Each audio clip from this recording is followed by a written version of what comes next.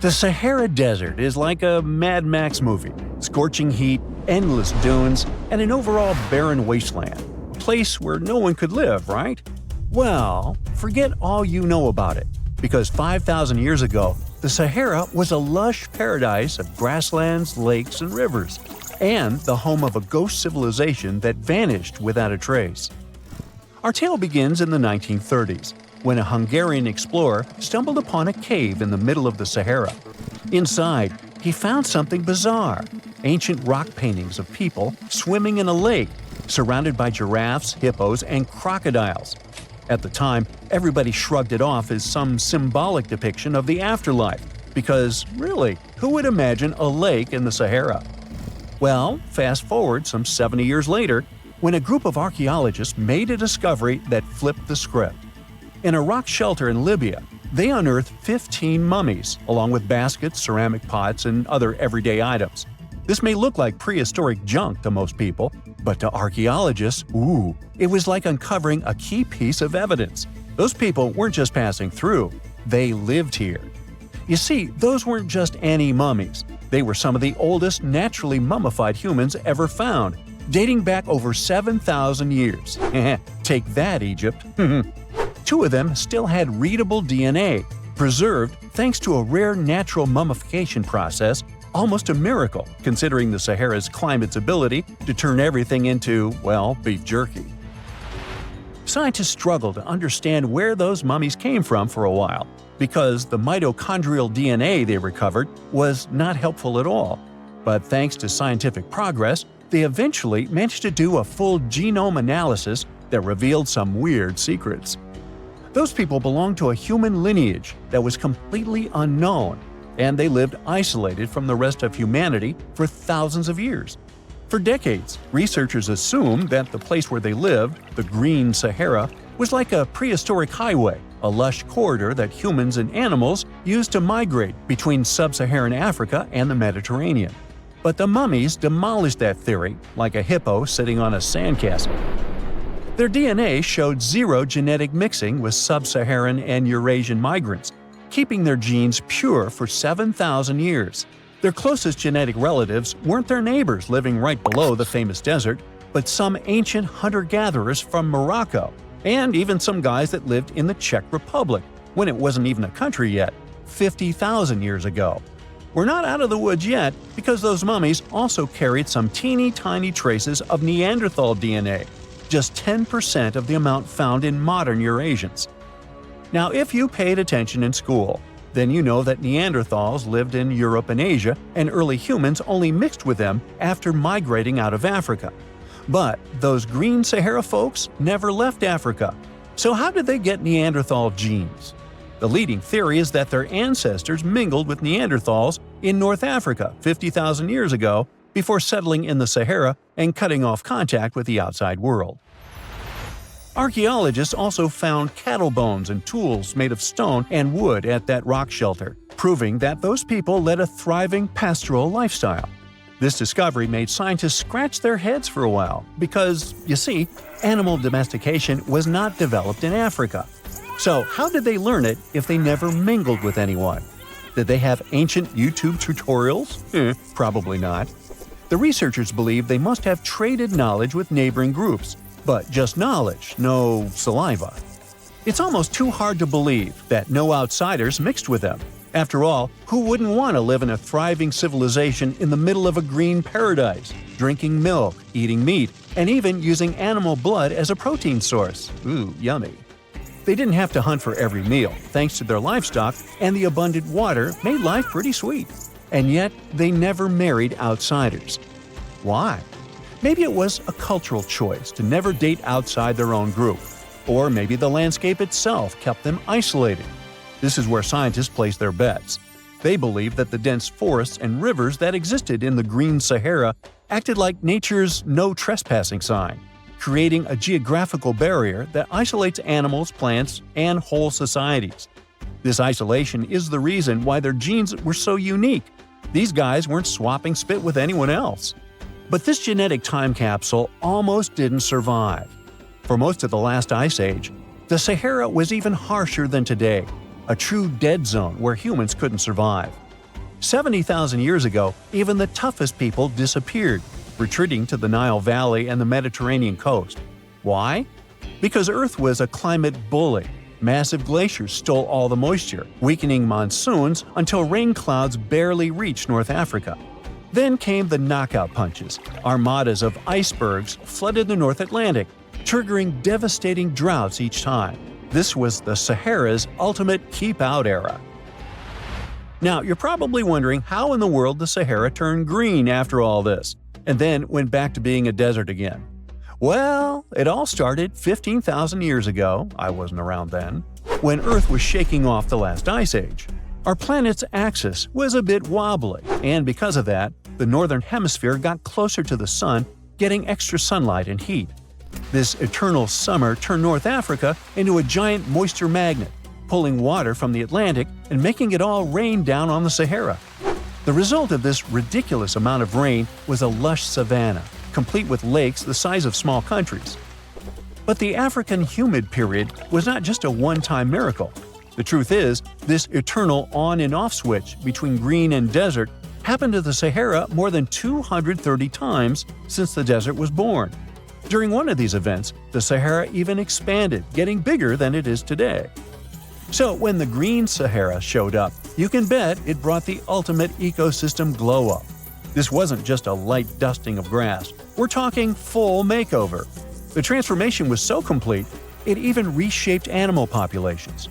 Cheetahs suddenly struggled with the new prey dynamics, while rodents like the multi-mammate mouse thrived in the suddenly abundant grasslands. But don't pack your prehistoric swim trunks just yet. This paradise had teeth. The Sahara was an ecological maze of crocodile-infested rivers, malaria-carrying mosquitoes, and big cats lurking in the tall grass. Crossing it would have been like playing a real-life game of Hungry Hungry Hippos. This is probably why more groups didn't settle permanently. The Sahara's climate cycled between wet and dry every 20,000 years, hardly a stable zip code. For most ancient people, it was smarter to treat the green Sahara like an all-you-can-eat buffet, grab resources and leave before the desert returned. Still, this green Sahara period lasted for 10,000 years, giving our mystery shepherds plenty of time to thrive. But around 5,000 years ago, Earth's axis shifted again, the rains moved away, and the Sahara dried up faster than a puddle in July. As the desert returned, the shepherds from the green Sahara had no choice but to pack up their livestock and leave. Some researchers believe they migrated toward the Nile, laying the groundwork for ancient Egypt, so I guess their legacy lives on. Besides, their pure lineage may be extinct by now, but some faint genes of the mummies can still be found in the people that live in North Africa today. But the introvert mummies were not the only ones using the green Sahara as an Airbnb. They actually had neighbors just around the corner, in a lakeside village in Niger to be exact. Those people thrived for 5,000 years and left behind the oldest Sahara Desert cemetery, including a man buried in a turtle shell, a grinning Halloween man with filed teeth, and a heartbreaking family embrace frozen in time, victims of the very waters that sustained them. Eventually, those people disappeared too, just like it happened to our antisocial friends. This proves that this desert outsmarts everyone, with a landscape that gives paradise with one hand and takes it away with the other. We all grew up believing that Stonehenge is the world's most ancient observatory, but now it has some serious competition for the title. Nabta Playa was built more than 2,000 miles away in southern Egypt and thousands of years before Stonehenge and even the pyramids of Giza. In 1973, a Bedouin guide stumbled upon a strange group of huge stone formations while crossing the Sahara Desert. He led American archaeologist Fred Wendorf to the site, located about 60 miles from the Nile. Wendorf's friend and colleague claims the team found the stones while stopping for a bathroom break in the desert. Either way, what they found changed history. At first, Wendorf thought the stone structures were just natural formations. But then it hit him. This area was once a lake, meaning no natural rocks should even be there. He kept coming back to the site for decades, and by the early 1990s, his team finally uncovered a circle of stones that seemed to line up with the stars in a way no one could explain. After 7 long years of trying to crack the mystery of the site, Wendorf reached out to an expert in archaeoastronomy. They study how ancient people used the stars. One evening, while the expert sat in the cool desert sand staring at the stones, he realized that they formed a pattern radiating outward from a massive burial mound. One by one, as they dug into the sediment, the buried megaliths started lining up like spokes on a wheel. The team had already used radiocarbon dating to test samples from fire hearths and tamarisk wood roofing found inside the stone circle. Nabta Playa had dozens of standing stones, all a few feet tall. Some of them lined up exactly with the sunrise on special days, and others matched up with bright stars in the sky. Inside the big circle, there were 6 special stones that may have been used for rituals or marking important times of the year. Around them, 29 standing stones might have worked like a simple calendar to help people know when it was time for something important, like the summer solstice, the longest day of the year. When the sun rose in just the right spot, it was a sign that the rainy season was coming. The stone circle once aligned with the brightest stars in the northern sky: Arcturus, Sirius, and Alpha Centauri. Some stones even pointed to the constellation Orion. By tracing Arcturus's movement across the sky, they figured out that it matched perfectly with the circle around 4800 BCE. That means it was the oldest astronomical site ever discovered. And the people of Nabta Playa may have been watching the stars thousands of years before telescopes were even invented. It looks like it had a huge meaning for people living and traveling through the desert. Over 10,000 years ago, the long, cold, and dry ice age that lasted for tens of thousands of years was finally fading away. Northern Africa got massive monsoons and rains that filled up seasonal lakes. So, parts of the desert turned into short-lived oases. For the nomadic people who roamed this harsh land, these summer rains were everything. Their entire way of life revolved around cattle. When archaeologists opened the central tomb at Nabta Playa, they dug up cattle bones and even a massive rock carved into the shape of a cow. The people who built it used the stars to guide them and find hidden watering holes like Nabta Playa, which likely held water for about 4 months a year, starting with the summer monsoons. But there was no North Star back then, so instead, they navigated using bright stars and the way the sky seemed to spin in circles above them. When the lakes were full, the standing stones would be partly submerged, and from the western shore, you would see the reflection of the stars on the dark water.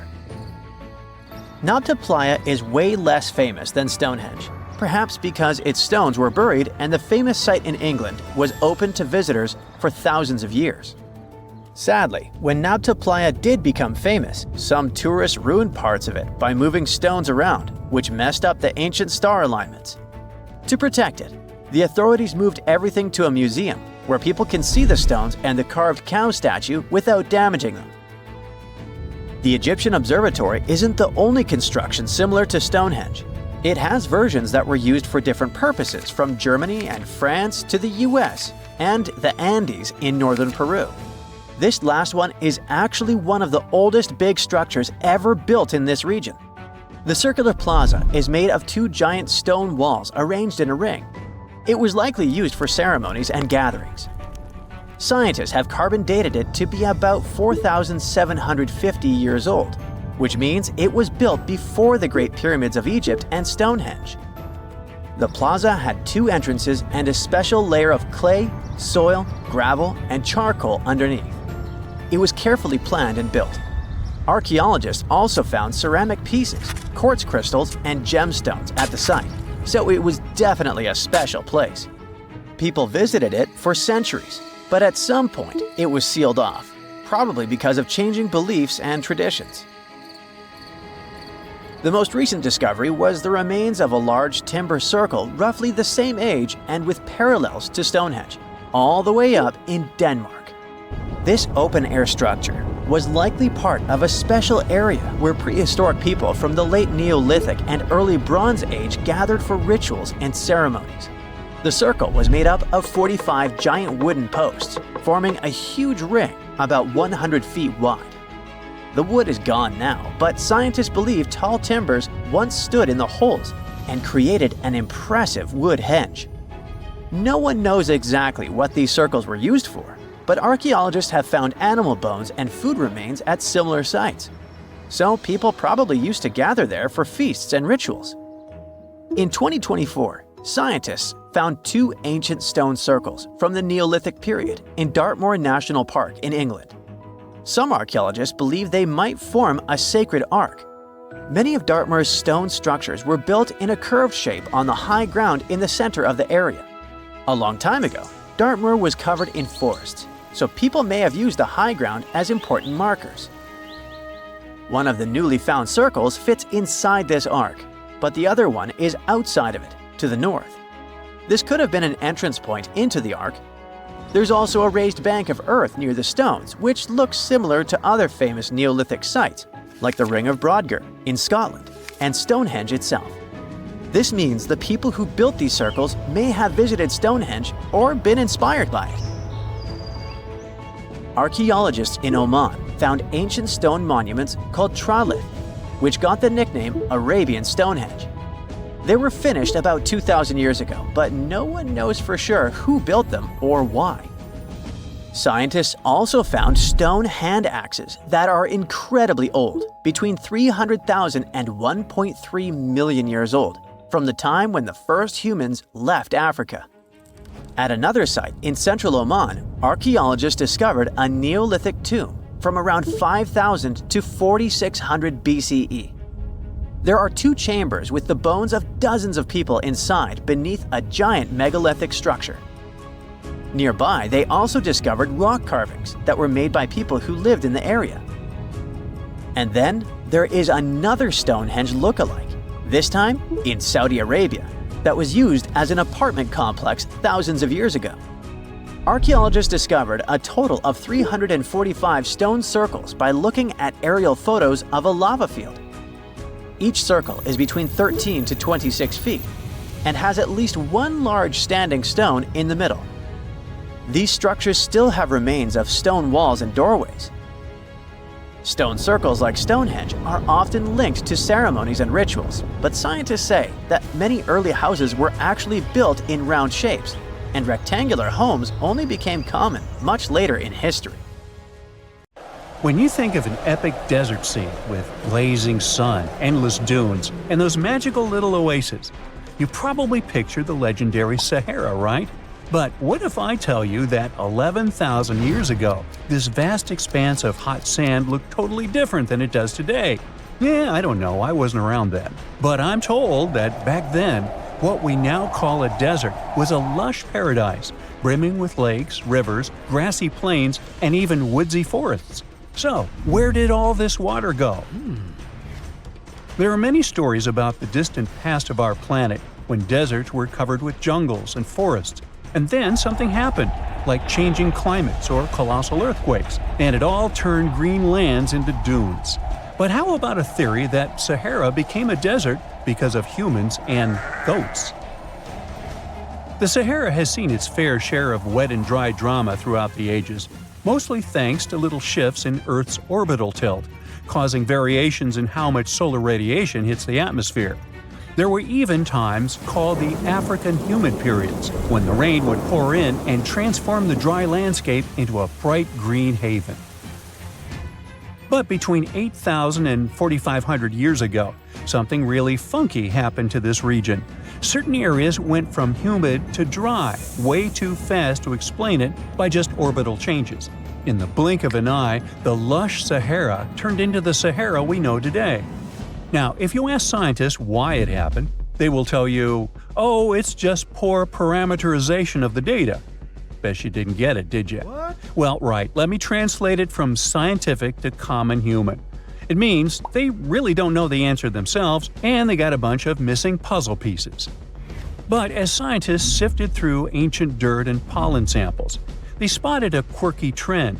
Wherever there were pastoralists, also known as humans with their domesticated animals, the plant life seemed to shift.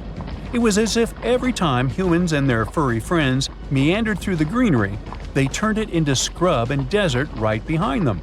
Oops.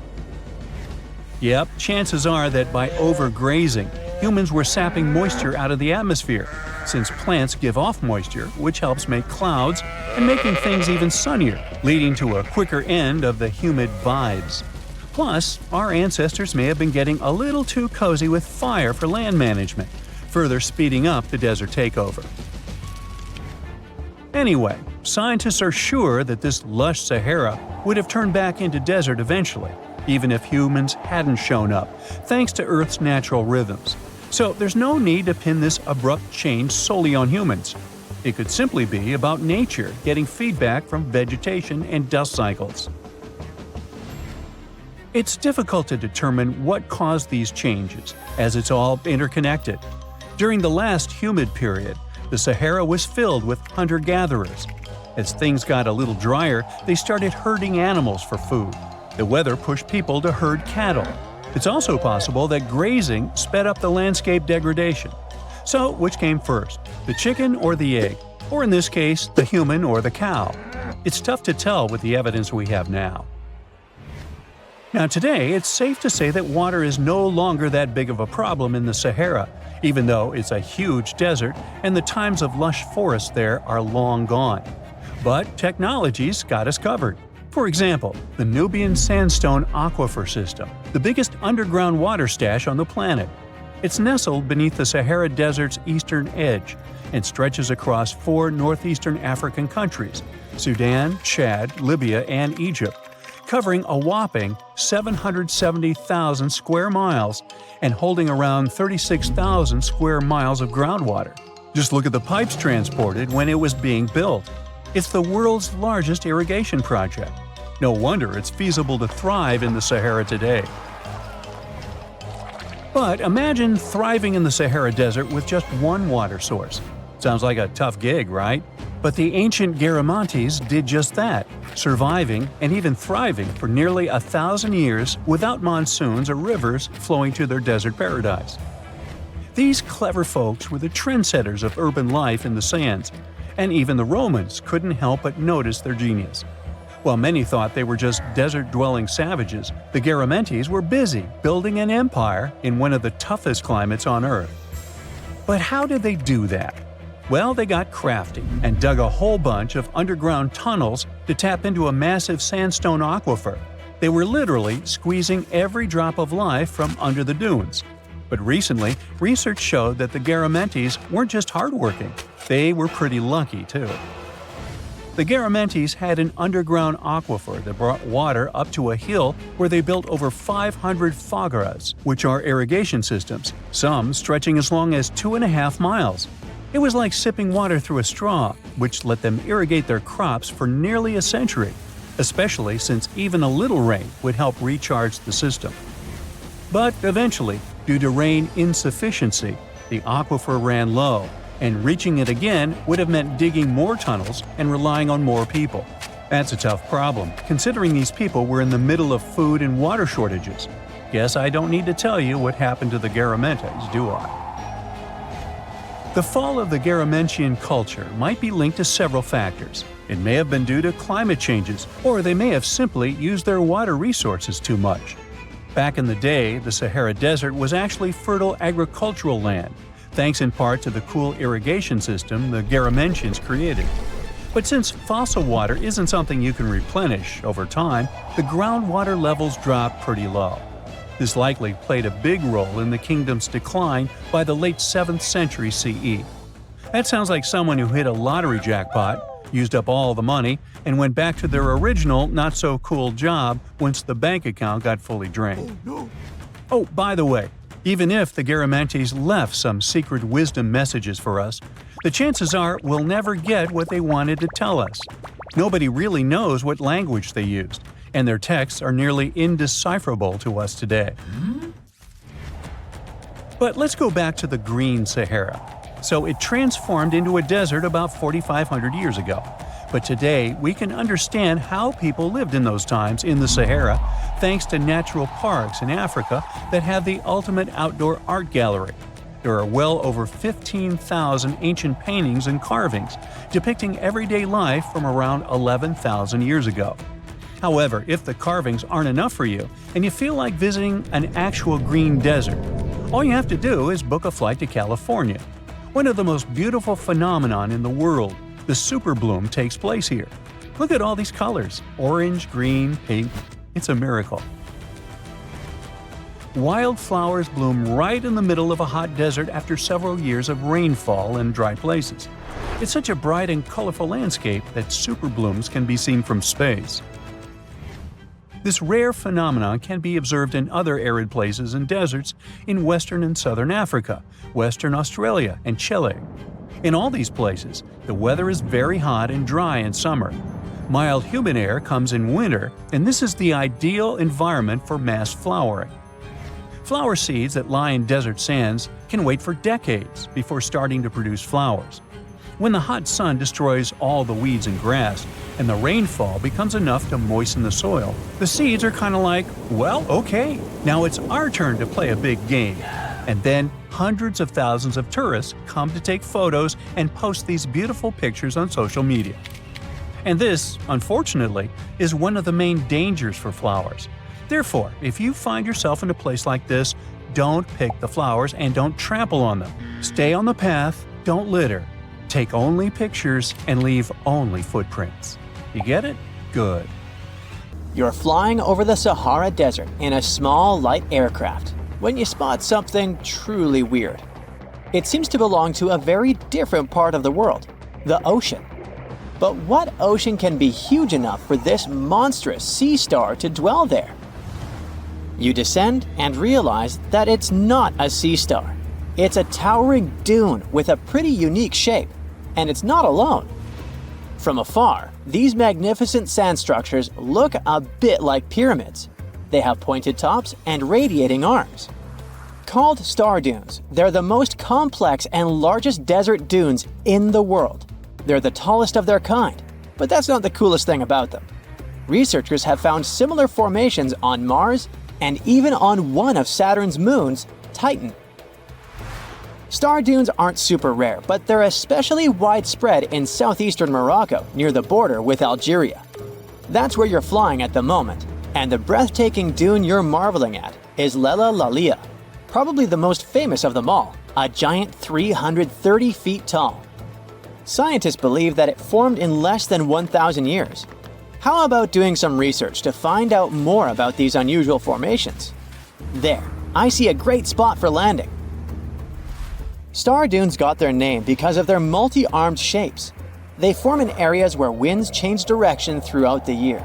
But even though you can find them in different places on our planet, there is just one confirmed star dune in the rock record, the collective record of Earth's development reflected in preserved rocks.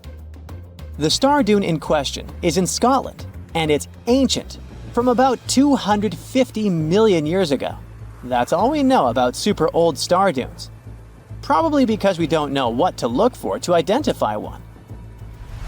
Another problem: star dunes often form in remote locations, which makes them extremely difficult to study.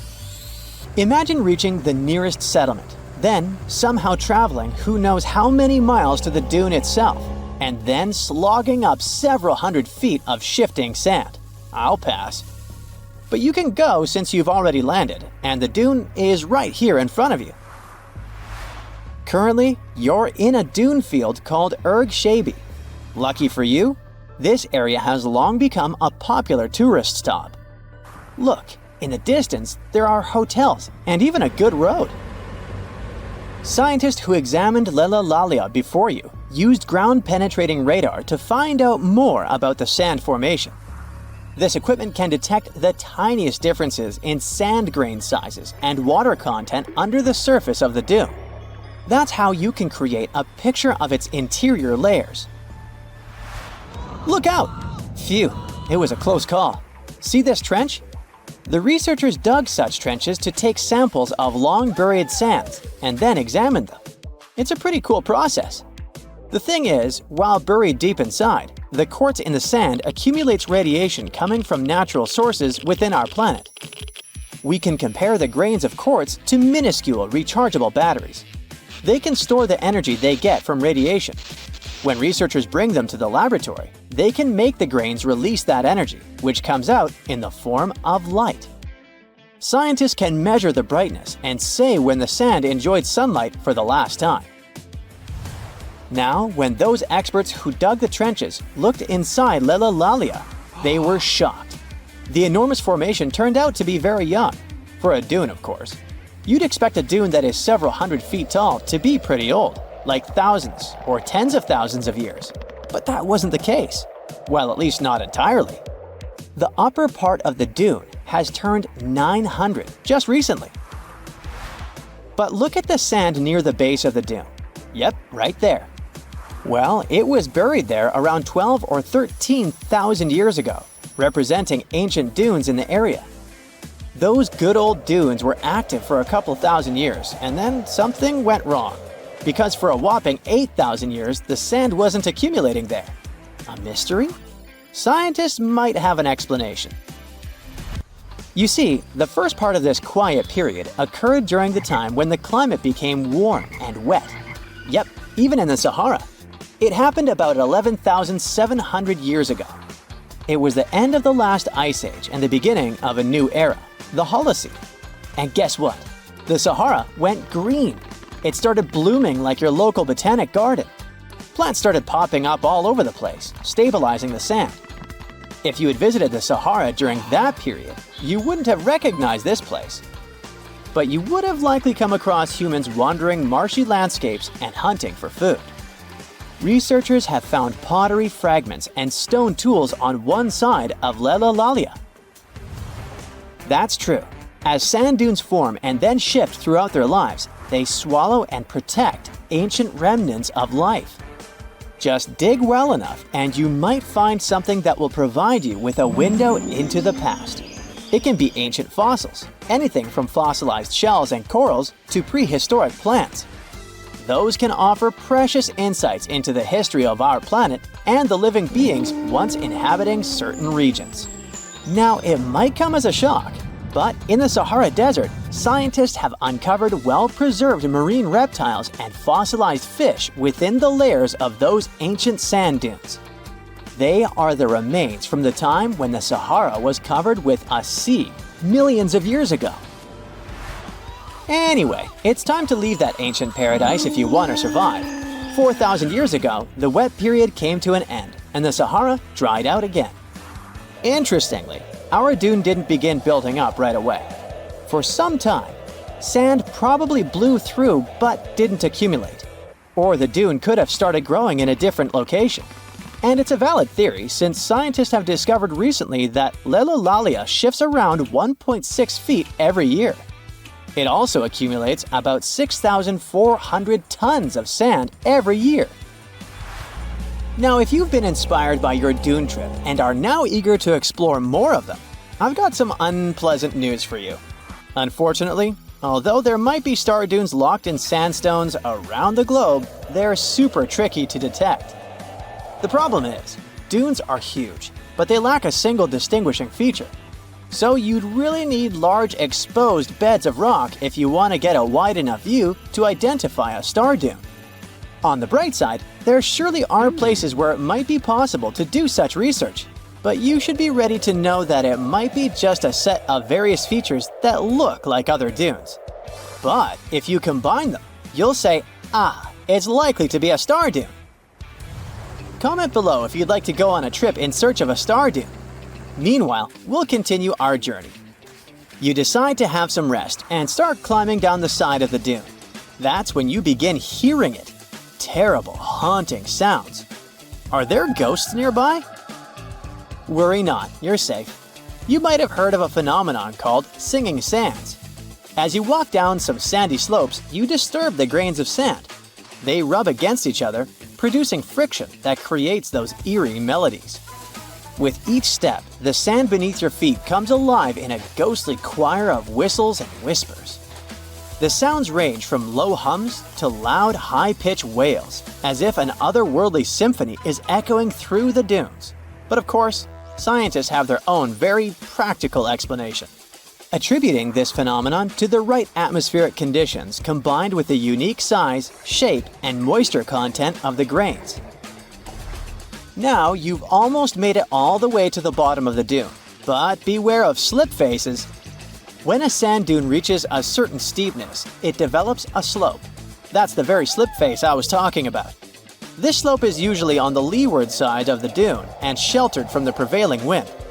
Sand grains start accumulating on the windward side, slowly creeping along the dune's gentle slope. At one point, they reach the top. Gravity takes over and they start sliding down, triggering a cascading effect. It looks like a miniature sand avalanche, and I wouldn't want to end up in its way. Phew! This summer has been turning up the heat like never before. We feel like roasted marshmallows on a sizzling grill. Yes, the world is getting hotter, but some regions have always fought with high temperatures. It turns out people had some inventions to keep themselves cool in ancient times too. Some of them are still functioning, even 3,000 years later. Let's take a look at how people saved themselves from heat throughout history. So, put an ice cube into your cold drink and get ready to hear how people survived the heat. Speaking of ice cubes, do you know that the Persians made an ice storage system? In the deserts of ancient Persia, people had an out-of-the-box idea about how to prevent their food from turning into a melted mess. These ingenious Persians stumbled upon a physics trick that allowed them to create ice in the middle of the desert. They called these cool structures yakhchals, which basically means ice pits. These ice pits were not your ordinary coolers. They were like secret underground fridges. They looked like dome-shaped mud brick structures on the outside, but inside, it was a whole different world. These ice pits had an evaporation cooler system that worked like magic. At night, when the desert cooled down, Persians made use of the radiative cooling effect. They set up cleverly designed trenches to hold thin layers of water. The water froze, defying the desert heat. Then there were underground square storage areas. The Persians collected the melting ice water from these cool trenches, and during the night, they froze it again, making the most of the desert's natural chill. To add to the cooling effect, they built a wall to shade the storage areas from the hot midday sun. And that's not all. They had this fantastic wind-catching contraption called a badger that caught the breeze and directed it right into the ice pits. Fresh air plus ice. Cool breeze. A winning combo. They even had intricate water channels called qanats to bring water to the ice pits and homes all the way from the nearby mountains. As time passed, these yakhchals faded into history and modern technology took over. But hey, there's good news too. Some awesome folks in Iran are restoring these ancient coolers. So, if you ever find yourself in the desert, don't forget to pay a visit to these marvelous places and witness the genius of the ancient Persians firsthand. Now, I want to focus more on the wind catchers because they don't just help make ice cubes. They actually function as a cooling system as well. Back in the day, those clever architectural wonders were all the rage in places like Persia, modern-day Iran, Egypt, and the Middle East. Imagine tower-like structures with openings at various levels strategically placed to harness the power of nature's breeze. These openings were like magical portals for the wind. They captured those refreshing gusts and guided them right into people's living spaces. Basically, they were natural air conditioners. The breeze would gracefully flow downward, cooling the ground as it danced through the building. The secret sauce lies in the details: the tower's height, the number of sides, the openings, and the positioning of the interior blades. Everything plays its role in how efficiently the wind towers work out. Thanks to these wind catchers, ancient societies could enjoy comfy indoor temperatures without sweating. Can you imagine living in those times? Feeling the gentle breeze whisking through your home, keeping you feeling fresh and chilled out? The Persians are often credited for inventing these awesome wind catchers. But hey, don't forget about Egypt. There, You can find traces of similar structures dating all the way back to 1300 BCE. Yes, the invention of wind catchers may have occurred in ancient Egypt, but Yazid in Iran is the city with the largest number of wind catchers. People wouldn't have been able to live there without these ancient ACs because there was almost no rain in the area throughout the year. Now, let's look at these perforated, double-skinned exteriors. Imagine dressing up a building with a fancy perforated screen. It's like giving its exterior a stylish makeover while keeping things chill inside. This genius technique, firstly, scatters the natural daylight, so no harsh sunbeams to blind you. The screen also offers shade like a pro, giving the building's interior a much-needed break from the blazing sun. Think of it as a natural sun hat for your home. Placing this screen about 4 feet away from the outer walls creates a breezy, dreamy hallway for fresh air circulation. And hey, they add a touch of elegance to the building too. These structures are sometimes called jali. Jaipur, India, for example, has an average daytime temperature of about 100 degrees Fahrenheit. So these structures are lifesavers. Jalis come in various forms, crafted from cement, earth, and wood. It's a cultural symbol deeply embedded in Indian architecture. You can find its captivating presence in iconic historical buildings like the majestic Taj Mahal and the Grand Red Fort in Delhi. But hey, it's not just a thing of the past. It's still rocking modern architecture scenes, and its charm has sparked creativity in artists and designers worldwide. It adorns the building's exterior, its cross-section showing a larger opening on the outside and a smaller one on the inside. This is where the Venturi effect steps in to show off its physics prowess. As the air flows through the narrowing passage, it picks up speed, creating a difference in pressure between the inside and outside of the building. Air blowing at a higher speed gets compressed, and when released, it cools down. Mashrabia is a wooden lattice or screen used in the Middle East and North Africa. These decorative wonders are like window blinds, but they do more than just look pretty. They're smart too. They give privacy, shading you from the sun, and let fresh air and light in.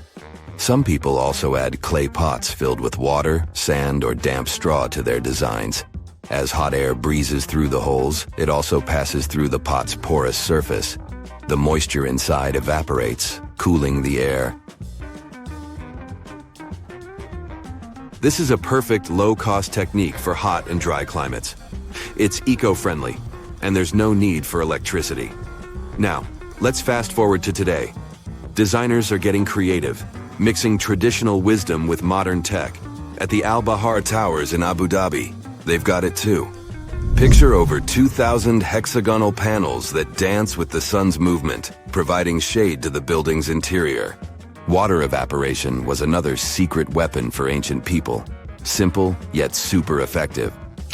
Plus, ancient Egyptians hung wet mats and curtains in doorways. When the air passed through them, it cooled down, providing a relief from the scorching sun. Ancient architects were the masters of maximizing airflow. They knew how to cross-ventilate and let hot air escape while inviting cooler air to the party. Speaking of ancient Rome, bathhouses were the place to be back then. It was like a community hub. People gathered to chat about politics, play sports, and, of course, take a relaxing dip.